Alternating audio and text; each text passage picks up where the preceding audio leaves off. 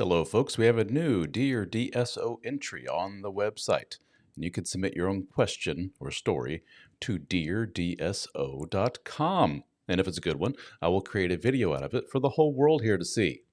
And this one comes from, we'll call him Jose. Jose says, I have just read your Dead Bedroom Fix book. And let me pause there. You can learn more at deadbedroomfix.com or do a search for Dead Bedroom Fix wherever books are sold. And he says he just read the book, and I am checking my house for taps, as you know too much. I hear this one a lot. It's just my own personal experience, and apparently the experience is so universal that guys think that this is kind of creepy that I know so much about their story. It's just that we're all alike. He says, jokes aside, I could not be more thankful, and I'm looking to apply this. I have been married for 10 years with 2 little kids, aged 1 and 3. That's very important. As we continue on here, he says, so getting away is going to be a hard one, but I will look for ways to implement the principles in your book. Pause there again. What he's talking about, getting away. Often the men that reach out to me, read my material and so forth, are what we call very anxious in nature, and especially anxious in their form of attachment, as it's often said.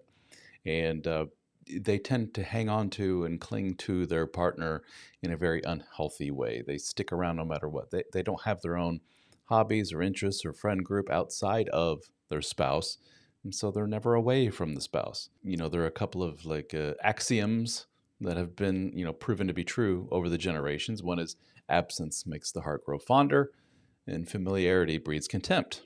So if you're wanting to maintain a level of positive emotional tension between the two of you and subsequently sexual attraction, you can't be on each other 24/7. So that's what he's saying. It's kind of hard for him to get away. He's got a couple of little ones there, a couple of toddlers.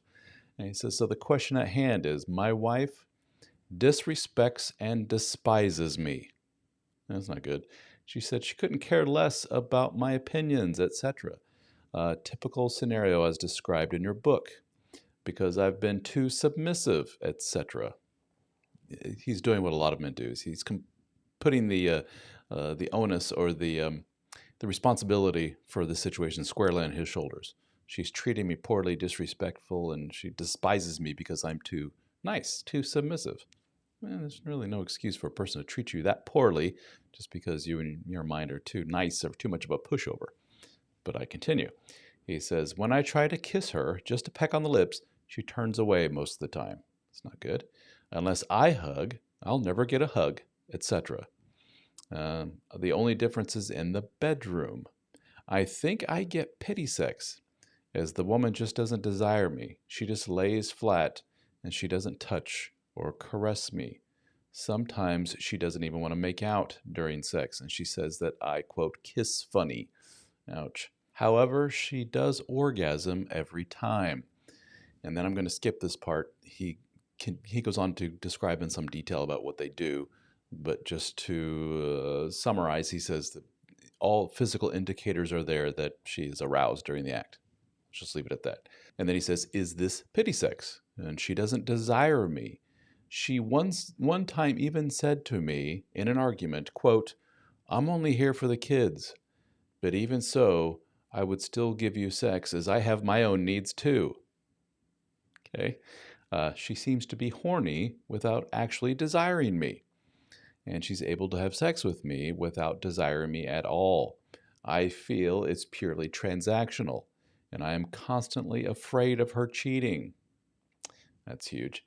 As I know, she can have this sexual urge without being attracted to me at all. Kind of like a guile, most he says in parentheses. It's just for your pleasure. Is this messed up?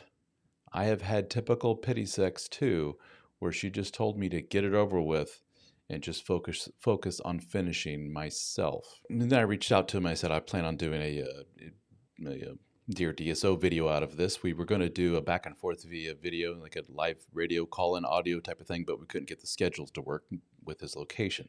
But then he did a follow-up and said he's looking forward to this video. And he says, I guess to summarize it, he would say, am I a human vibrator? No one desires or wants to make love to the vibrator. It's not about the vibrator. It's just a tool to help you orgasm and to reach feel-good endorphins, he says. On the other hand, I don't know if you heard about Katie Cat. She claims to be a sex guru. This is important. She does mention that women aren't always in the mood. Sometimes they should be more open to sex, even if they're not into it. Not petty sex, but go through the foreplay, give husband the chance to turn you on. This is what we call responsive desire. Although she wouldn't have heard of this, maybe that's what she's doing. Honestly, I don't know. So what Jose is doing here, he's building the case for him being a pretty anxious dude. It's obviously he's very emotionally preoccupied is the term they use, and it's perfect. He's emotionally preoccupied with what she thinks, what's going on, the health of the relationship, and so forth. And he's with a woman who's basically like, I really don't give a shit. Now, where it's unique, your story, Jose, where it's unique compared to the most of the men that I talk to, is that your wife is going through the action of intercourse with you, and it would seem simply as a means of getting hers. And you're right, kind of using you as a tool, if you were. There's no connection there. Now, there are some people that are like kind of cold in that way and say, Yahoo, this is what I want. I don't want that connection. And I want that, kissing and talking to that. I just want to get the deed done. You're like most people, though, that say that's kind of weird. Cole, I don't want that. I want a genuine emotional connection, mental, intellectual, sexual, the whole 9 yards with the human being. And then that culminates into the sex. So, dude, yeah, you got issues. This is, anxious avoidant 101, to use the psych terms. You are hanging out to somebody who very obviously doesn't want anything to do with you, but she has a sense of obligation to do an act with you. And it would seem it is born out of not necessarily an obligation because I want to please my husband. I don't want him to run off or whatever, which is not necessarily a good breeding ground for connection. But that's typically what I hear. But no, her reason for doing so, if you listen to her words, is I just want to get mine. No, it's not good. And yeah, it's kind of effed up. But where you need to start your work is on yourself, dude. Don't worry so much about what she's thinking. Don't worry so much about what does this mean? What does that mean? I read your follow-up. You talk about a person named Katie Cat. I'm not sure how to pronounce that. And she's describing what's known as responsive desire, which is a very real thing, especially for women that are in long-term monogamous relationships or marriages. It's that they don't experience that spontaneous, I need to do this thing. But what most women will tell you is, once I am I recognize that the act is important to stay connected to my partner. That's why we do it. And once I get going, the women say, like, oh, that's why I do this. I like this. I feel better connected to him. It physically feels good.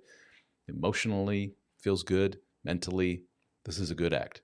And what a lot of men will report is their women will sometimes verbally say this, like, I'm so glad we did this. This is so great. And the man's follow up to that is, why don't we freaking do it more often then?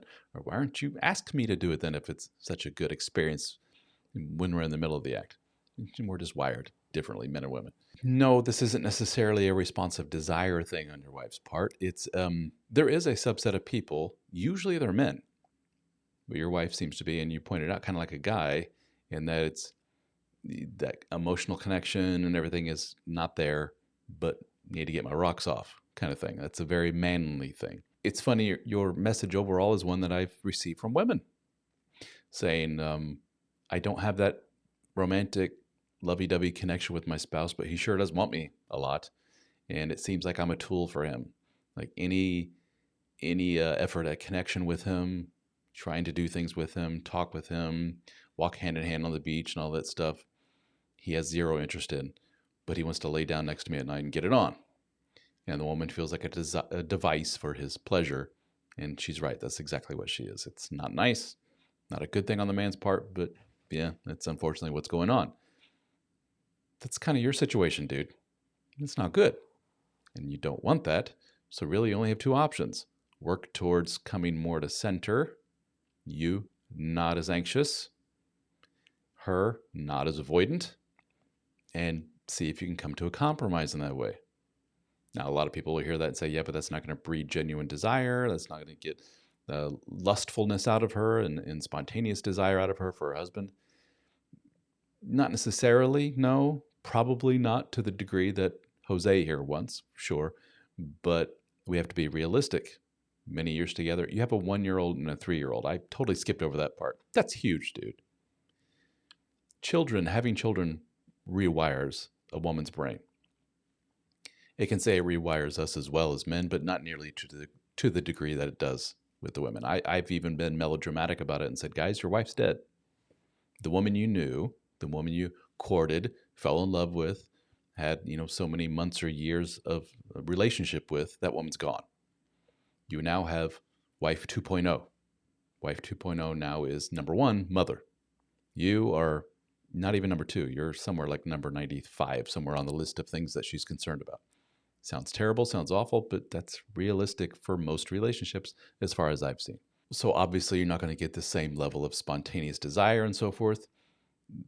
There has to be a middle ground there somewhere. Is she willing to find that middle ground? You've painted the picture, at least in your very anxious mind, of a woman that's going to be like, no, I have far more important things to deal with. There may be an argument for, or a case to be made for, be patient, work together. So many years from now, it may be better once the little kids aren't so little and so hanging all over mom all the time. You got a 1-year-old and a 3-year-old. I'm exhausted just reading that. I can't imagine, because I'm a dude, what your wife is going through anxiety-wise and so forth in her brain. So to add to that anxiety by kind of hanging on her, and you're right, you need to get the hell away from her, that's not helping your situation at all. There's no way to know where you're going to end up from now, so many months or years from now, unless you both say, this ain't good, where we're going, the direction of where we're going. Your wife has to have the tools in her mental toolbox to say, not good.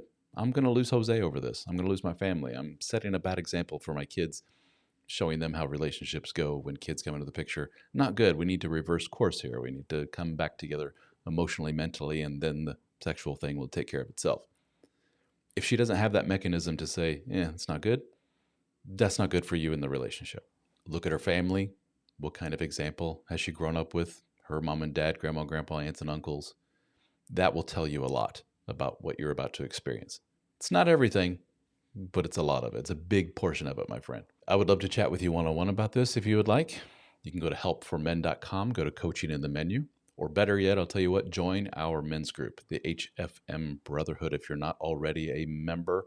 Anybody watching this, check it out, helpformen.com. Go check out the Brotherhood. Scroll down on the homepage. You'll see the link there. Go to helpformen.com/join to jump right to the page.